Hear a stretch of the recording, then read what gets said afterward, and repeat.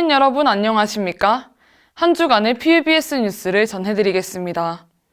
첫 소식입니다. 멀티캠퍼스 간의 유대 부족으로 인해 밀양캠 학생들이 겪는 소외 문제. 지난해 잇따라 전해드렸죠. 채널 PNU 보도 이후 대학본부 차원에서도 꾸준히 관심을 기울이고 있는 사안인데 학내 다양성 현황을 조사하는 우리 대학의 다양성 보고서에서도 올해 이와 같은 문제가 가장 중점적으로 담겼습니다. 서영채 기자가 전합니다. 지난 5월 23일 우리 대학 ESG 경영센터 산하기구 다양성위원회가 발간한 부산대학교 다양성 보고서. 2022년부터 매년 다양성 지수를 산출하는 해당 보고서는 올해로 세 번째 발간을 맞았는데 2024년을 분석한 올해 보고서에서 가장 눈에 띄는 건 단연 멀티캠퍼스 관련입니다. 우리 대학 다양성위원회는 지난해 12월부터 올해 1월까지 우리 대학 밀양캠과 양산캠 학생 302명을 대상으로 다양성 인식 현황 조사를 실시하고 분석 결과를 이 보고서에 담았습니다. 조사에 참여한 이들은 우리 대학의 다양성, 형평성, 포용성이라는 세 가지 영역에서 인식 수준을 답변했는데 모든 영역에서 밀양캠 학생들의 인식이 현저히 부정적인 것으로 파악됐습니다. 응답자들은 반만 속해 있는 캠퍼스, 왔지만 떠나고 싶은 곳이라며 캠퍼스 격차를 드러냈습니다. 특히 밀양캠 학생들이 부당함을 느낀 요인은 인프라 측면, 참여 프로그램과 지원 제도가 부족하다, 시설과 행정의 격차가 심하다는 등의 설문 답변이 잇따랐고 긴 버스 배차 간격과 교통비 등으로 인한 교통편 불만 토로도 다수인 것으로 나타났습니다. 여성연구소 김인선 교수는 교통 문제가 압도적이었다며 밀양 캠퍼스의 현안이자 수건이라고 전했습니다. 보고서엔 이와 같은 문제를 해결하기 위한 연구진들의 정책적 제언도 담겼습니다.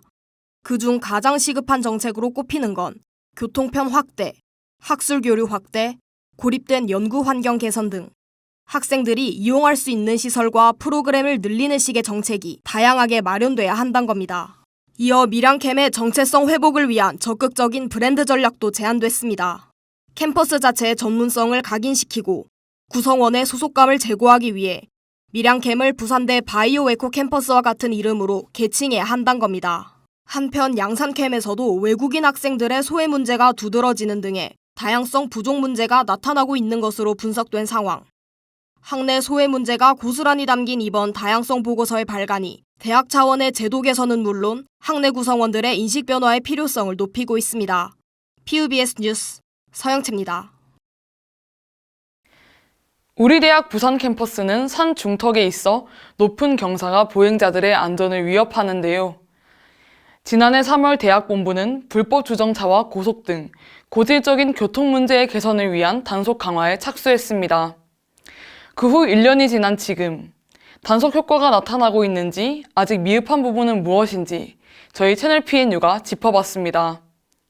송채은 기자가 전합니다. 이제는 우리 대학 구성원들에게 익숙해진 학내 곳곳의 속도 안내판과 가속 방지터. 지난해 발생한 지게차 사망 사고 이후 대학본부가 학내 교통 안전을 강화하겠다며 새롭게 가속 방지 시설을 도입한 지 어느덧 1년째입니다. 교통 단속 효과는 실제로도 있었던 것으로 보입니다. 대학본부 측에 따르면 학내 가속 단속 적발 건수는 지난해 5월 1,005대에서 올해 3월 466대로 54%포인트나 감소했습니다. 총무과 박석기 주무관은 규제보다는 인식 개선에 초점을 맞추기 위해 차량 속도를 스스로 확인할 수 있도록 유도한 결과 긍정적인 변화를 이끌어낸 것 같다고 전했습니다. 지난해부터 채용 인원을 늘려 체계를 확대했던 안전지킴이 제도 역시 보행자 안전에 일조한 것으로 파악됩니다. 학생들의 등교 시간대에 차량을 통제하고 교통을 지도하는 것은 물론 전동 킥보드 주차 관리 등과 같이 보행자 환경 개선에도 신경을 썼습니다. 우리 대학의 한 학생은 관리 인력이 있으니 차량 간 통행 순서나 보행자를 위한 도로 통제 등이 용이해져 많이 편리해진 것 같다고 말했습니다. 하지만 우리 대학의 가장 고질적 문제인 불법 주정차는 단속 강화 이후에도 여전히 심각하기만 합니다. 우리 대학은 지난해부터 불법 주정차한 차량에 대해 차량 정기 등록 금지와 같이 제재를 가하는 규정을 만들었는데 실질적인 효과를 거두지 못한 겁니다. 캠퍼스를 둘러보면 여전히 학내 도로를 침범해 주차한 차량들을 쉽게 찾아볼 수 있습니다. 이렇게 불법 주정차대 차량으로 인해 통행 차량이 2차선을 침범해 주행하기도 하고 길을 건너는 보행자의 시야를 가리면서 위험천만한 상황이 연출되기도 합니다. 불법 주정차 문제가 해결되지 않는 근본적인 원인은 항내 주차할 수 있는 공간 자체가 턱없이 부족하기 때문. 하루 평균 8,000대 정도의 차량이 오가는데 주차면은 2,900대 분량에 불과한 겁니다. 대학본부 역시 이와 같은 문제를 인지하고 있지만 마땅한 해결책이 없어 난처하단 입장. 박 주무관은 주차장을 새로 만들기 위해서 나무를 베어야 해 환경적으로 바람직하지 않고 지하 주차장을 새로 조성하자니 안반층 때문에 어렵다고 밝혔습니다. 한편 보다 장기적인 교통 환경 개선을 위한 우리 대학의 마스터 플랜은 오는 7월에서 8월 중 용역이 마무리될 예정입니다. 불법 주정차 문제를 해결하기 위한 새로운 전략이 나올 수 있을지 관심이 모입니다. PBS 뉴스 홍채연입니다. 인터넷에서 기사를 보려고 클릭했다가 선정성이 짙은 광고에 눈살을 찌푸리신 경험 아마 한 번쯤은 있으실 겁니다. 늘어가는 광고로 인해 독자들이 기사 내용에 집중하기 어려운 수준에까지 이르렀는데 광고 수익에 의존하고 있는 언론의 현 구조상 뾰족한 해결책은 떠오르지 않고 있습니다. 이혜원 기자입니다. 한 주요 종합신문사 온라인 홈페이지. 기사를 하나 클릭하자마자 화면 상단과 측면으로 광고가 배치됩니다. 기사 내용을 따라 스크롤을 내리기도 잠시 글의 맥락을 끊으며 또다시 광고가 나타납니다. 채널 PNU 자체 조사 결과 독자들이 기사 하나를 볼 때 마주치게 되는 광고는 무려 13.5개. 이용자들의 불편을 야기할 수밖에 없는 구조입니다. 기사를 볼 때 양쪽에 광고가 배치되는 경우가 있는데 가독성이 떨어지는 것 같아요. 모바일로 볼 때 기사 중간에 광고가 나와서 내용상 흐름이 끊겨서 너무 불편해요. 심지어 광고 양상은 갈수록 지능적으로 진화하는 추세. 갑작스럽게 튀어나오거나 광고를 삭제하려고 하면 숨은 창이 열리면서 실수로 클릭하게 만드는 식으로 독자들의 피로도를 높입니다. 최진순 교수는 특히 팝업 광고는 시각장애인과 고령층 등 정보 접근 취약 계층의 뉴스 소비 자체를 어렵게 만든다고 분석했습니다. 광고 내용도 문제입니다.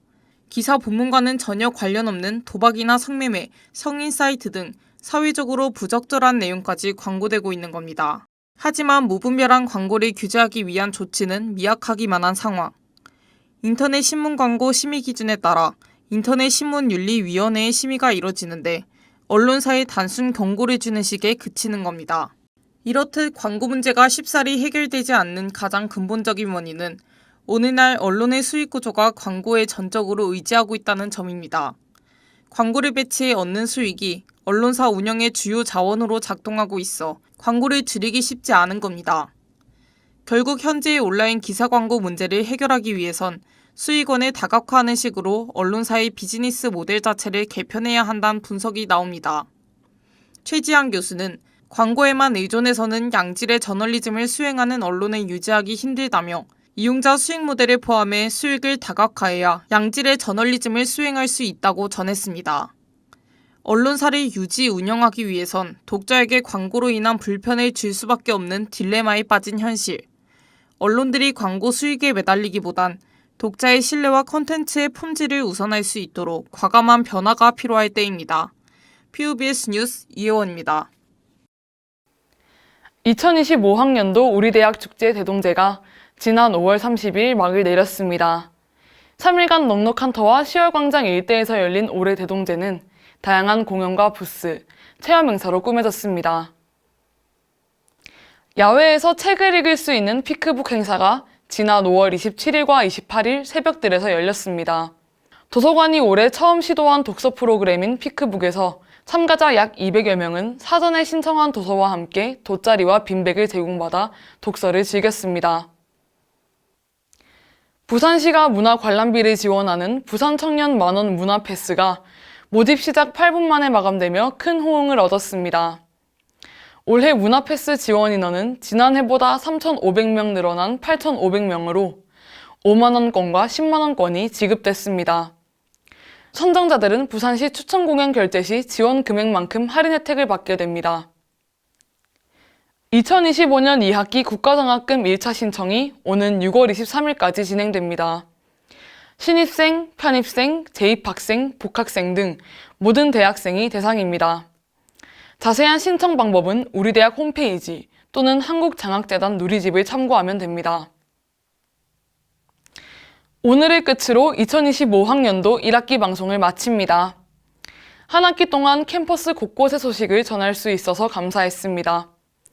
저희 채널 PNU는 다음 학기에도 더 정확하고 알찬 소식과 함께 풍성하고 유익한 콘텐츠로 다시 찾아뵙겠습니다. 이상으로 PUBS 뉴스를 마치겠습니다. 시청해주신 효원인 여러분 감사합니다.